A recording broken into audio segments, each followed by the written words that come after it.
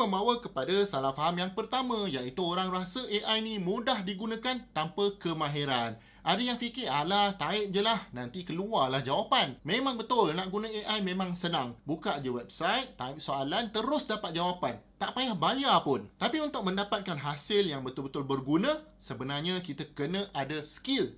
Dan skill yang paling penting adalah cara buat prompt. Prompt ni ibarat soalan yang kita type dekat AI tu. Kalau kita tanya sambil lewa, jawapan pun akan biasa-biasa je lah. Kalau kita tanya dengan spesifik, bagi konteks, betul gaya penulisannya, maka hasil jawapan AI tadi jauh lebih baik dan kita pun akan puas hati. Kita juga nak kena tahulah apa yang kita nak capai. Kalau nak guna AI untuk bisnes, kena tahulah proses kerja kita dulu. Baru masukkan AI di tempat yang sesuai. Sama juga kalau nak guna AI untuk belajar. Kena tahu cara nak semak jawapan AI ni dengan sumber lain. Jadi walaupun AI nampak macam ajaib, tapi sebenarnya dia memerlukan latihan dan strategi untuk digunakan dengan maksimum. Dan saya nak bagi anda satu analogi mudah. AI ni macam kalkulator. Dia boleh buat apa yang kita nak kira. Tapi kita sendiri kena tahu nak kira apa.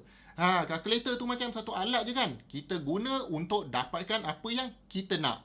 Sama juga macam AI, kita kena gunakan dia sebagai alat. Kita yang kontrol dia dan bukan dia yang kontrol kita. Yang menentukan output sebenar dia masih lagi kita sebagai manusia. Dan kalau nak berminat nak belajar lagi banyak pasal AI, contohnya macam mana nak guna AI untuk kerja-kerja pejabat, macam mana guna AI untuk bisnes, AI yang advance macam agent AI.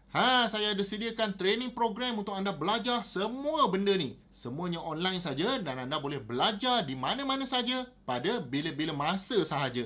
Akses anda akan dapat sampai bila-bila. Klik link di bawah untuk join.